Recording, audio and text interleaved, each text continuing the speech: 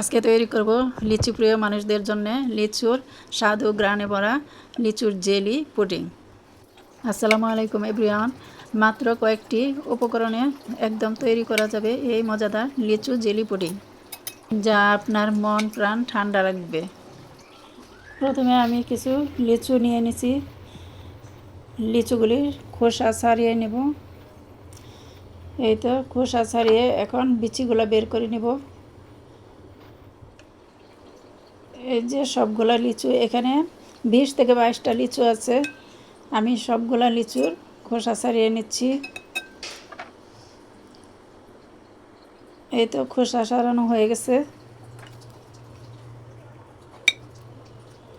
এখন আমি একটা ব্লেন্ডার জারে নিয়ে ব্লেন্ডার করে নেব লিচুগুলি। এটার সাথে আমি সামান্য পানি দিয়ে নেব, হাফ কাপের মতো পানি দিছি, বেশি পানি দেওয়া যাবে না। এই তো ব্লেন্ডার হয়ে গেছে।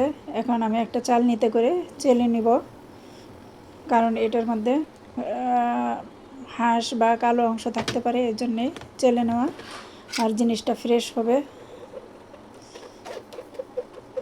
এই যে দেখেন,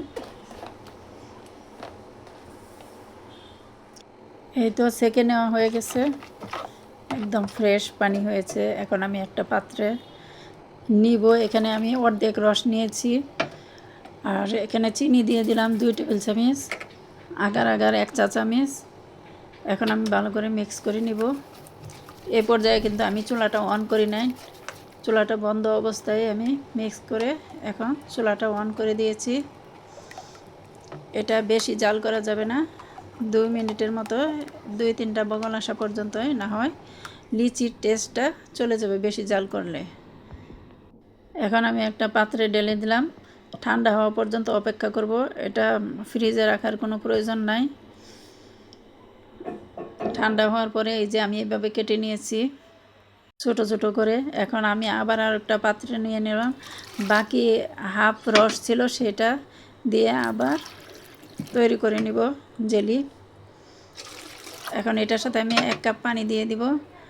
এখন 1/3 কাপ চিনি দিয়ে দিয়েছি, আগার আগার 1 চা চামচ। এখন আবারও ভালো করে মিক্স করে নিব। চুলা কিন্তু অফে আছে, এটা ভালো করে মিক্স হয়ে সারলে চুলা অন করে দিব। চুলা অন করে আমি 2 মিনিট জাল করে 2-3টা বগল আসা পর্যন্ত। এই তো জেলি রেডি হয়ে গেছে। এখন আমি চুলাটা অফ করে দিয়েছি। এখন জেলি বসানোর জন্য একটা পাত্র নিয়েছি, সেই পাত্রের মধ্যে কেটে রাখা জেলিগুলো আগে কিছু দিয়ে দিব। এখানে অর্ধেক দিয়ে দিয়েছি। মোল্ডের মধ্যে ভালো করে ছড়িয়ে দিতে হবে। এখন জেলিটা ঢেলে দেব, আর এই কাজটা গরম অবস্থায় করতে হবে। দেওয়ার পরে আরও কিছু জেলি রয়ে গেছে, সেগুলি কেটে রাখা, সেইগুলো এখন উপরে দিয়ে দিব।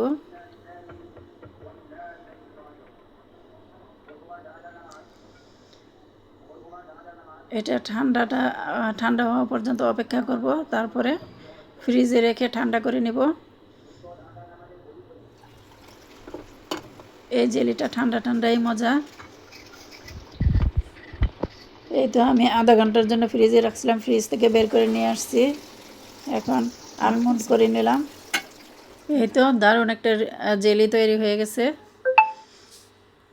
লিচু জেলি পুডিং তৈরি করবেন আর খাবেন, মন প্রাণ ঠান্ডা রাখবে।